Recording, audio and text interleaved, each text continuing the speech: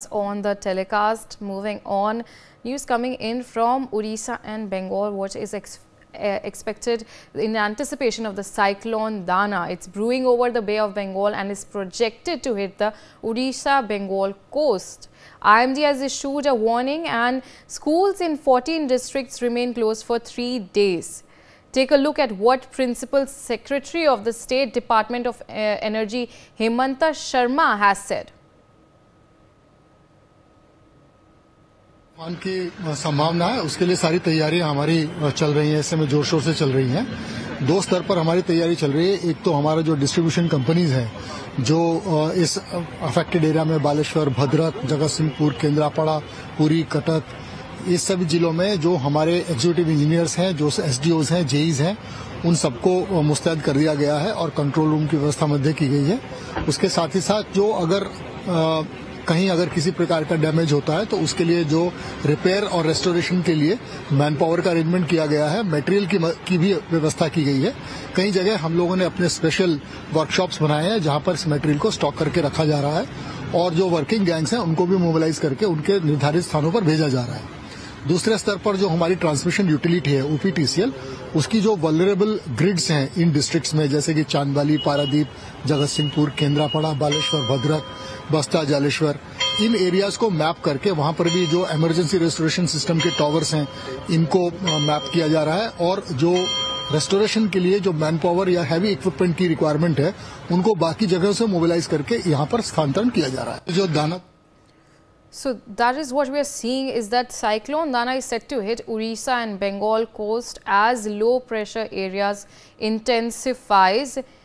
And there's also been advisory that has been issued to avoid the sea from the time being due to cyclone Dana.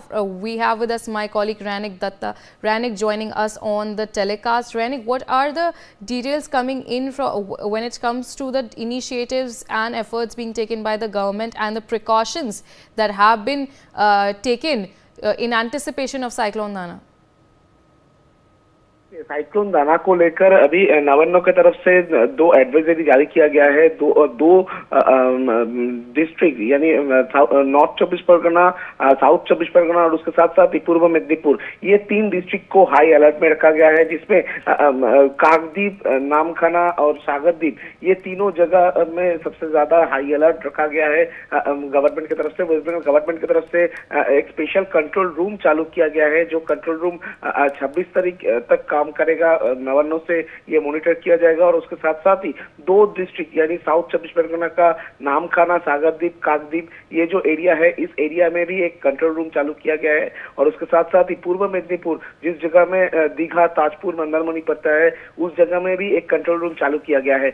ये 2 जगह जो 2 coastal side है, सागरद्वीप, उसके साथ काकद्वीप, नामखाना, ये तीनों जगह और उसके साथ साथ ही ताजपुर, मंदारमनी, दीघा जैसे जो टूरिस्ट स्पॉट है, ये सब कोस्टल साइड में माइकिंग चालू कर दिया गया है।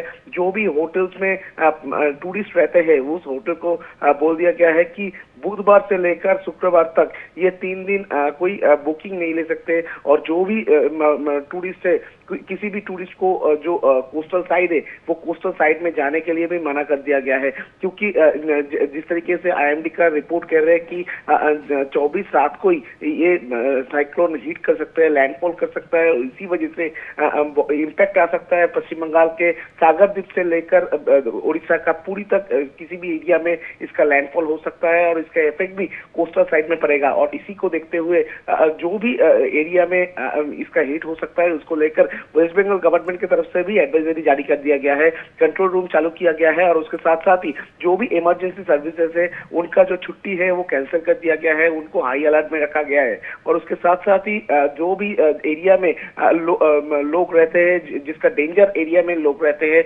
उनको सेफ शेल्टर में ले जाने का काम भी चालू कर दिया गया है। All right, Rainik, thank you so much for sharing those details and joining us on the telecast. That's a wrap for the bulletin. We'll slip into a short break.